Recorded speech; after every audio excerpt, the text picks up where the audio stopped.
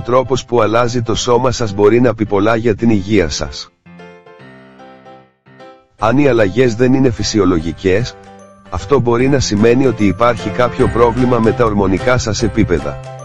Τι να προσέξετε?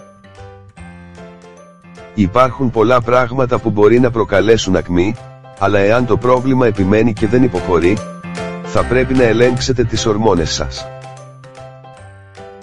Πολλοί άνθρωποι κάνουν γυμναστική για να χάσουν βάρος. Σωστά, αλλά τι γίνεται αν είστε πολύ δραστήριοι και το βάρος παραμένει, απλά συνεχίζετε να παίρνετε κιλά. Λοιπόν, αυτό σημαίνει ότι οι ορμόνες σας είναι ένα χάος. Η εφίδρωση μπορεί επίσης να αποτελεί ένδειξη ορμονικής ανισορροπίας. Ιδιαίτερα η υπερβολική εφίδρωση που συνοδεύεται από εξάιουψεις. Επιπλέον, το να είστε πάντα κουρασμένοι ενδεχομένως σημαίνει ότι υπάρχει ορμονική διαταραχή.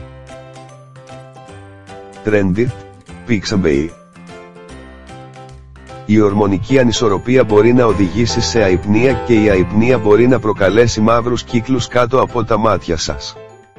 Αυτό το σύμπτωμα είναι ένα ανησυχητικό σημάδι.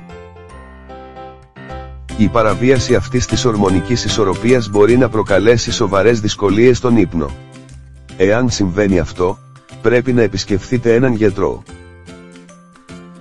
Η απώλεια μαλλιών είναι επίσης ένα πιθανό σημάδι ορμονικής ανισορροπίας.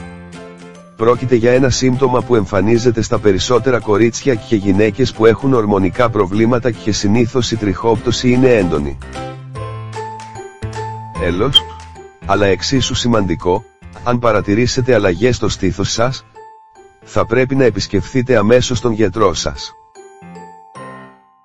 Η μείωση του επίπεδου των ιστρογόνων μπορεί να επηρεάσει απροσδόκητα το δέρμα. Ειδικότερα, στην ενυδάτωση και την ελαστικότητά του.